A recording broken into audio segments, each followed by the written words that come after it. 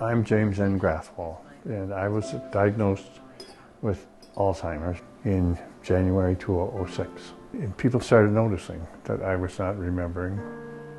And I think my family got together and they said, you better do something about this. Mom was diagnosed with Alzheimer's 2 years ago, and the progress of the disease has been slow and consistent. If she maintains that course, what I have to look forward to is heartbreaking in that she will lose all the memory and all the personality will go and all her physicalness will follow. This disease not only affects the individual and they go through their own journey, but it's also a disease of the family because you're on the sideline watching your loved one go through changes that they don't choose, and all of a sudden that role has changed.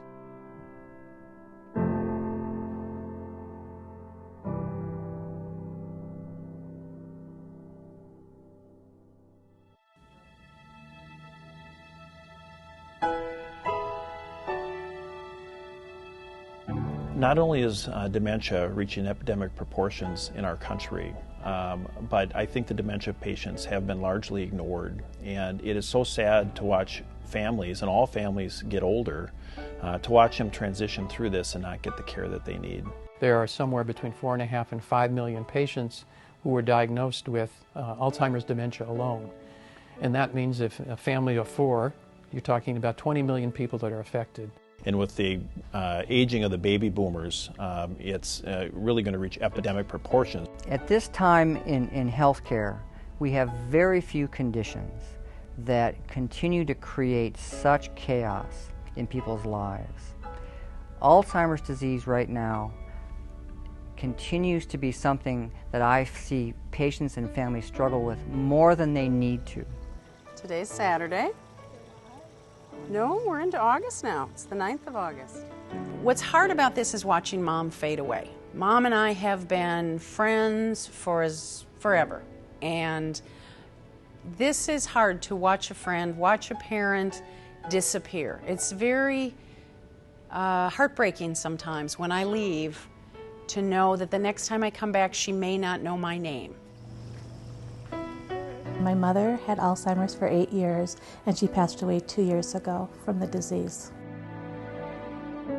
Even for my mom, it was hard for her to grasp what is Alzheimer's. It truly is a disease of the family, and it can be really draining because as the disease progresses, there's changes. The hard part is watching your loved one disappear on you or get more and more fuzzy and not remember things. I can't concentrate. I can't organize anything in my head. I didn't know what was going on, so I consulted with doctors, and somebody finally put me in touch with Dr. Sternberg, and he was the one who made the diagnosis. One of the struggles with Alzheimer's disease and one of the debates right now is whether or not early diagnosis is important. And right now we don't have a cure. We don't have strongly effective medications. We do have the understanding, though, that information and education can really help patients and families deal with the changes in their health. And we think that if we can make the correct diagnosis, educate the family correctly, that we can actually help people transition through different stages of dementia better. She thought it was a long time ago. It would be helpful for people who have a parent or a sibling or a spouse with Alzheimer's to have a place to go to get answers. One resource, one place, and people who understand the concerns. Oh, a center that would specialize in this area would be a godsend to families. This is new to everybody. I mean, and everybody's journey may be a little different, and just to have a source or someone out there, a lifeline, to say, you know, I need help, is this normal, and what can I do in this situation, would be a tremendous help to family members. I really think that we have a unique opportunity at Regency Health Partners, not only because we have the research, but we have an integrated system where people are really dedicated to best care, best experience.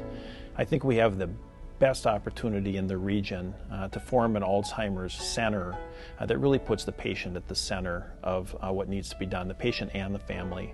If we can make this center a success, and if we can really raise the level of awareness of what an optimal care of an Alzheimer's patient should be, it will have such tremendous benefit to physicians and to patients and to caregivers.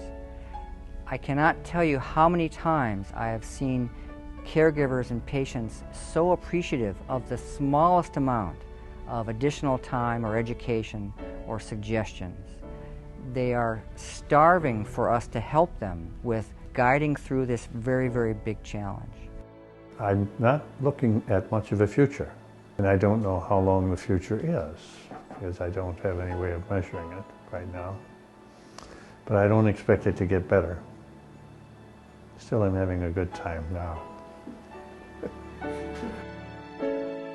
My objective is to enjoy every day that we have from now until she passes, and we have fun, we laugh, even though she doesn't remember it. We just take it one nutty day at a time.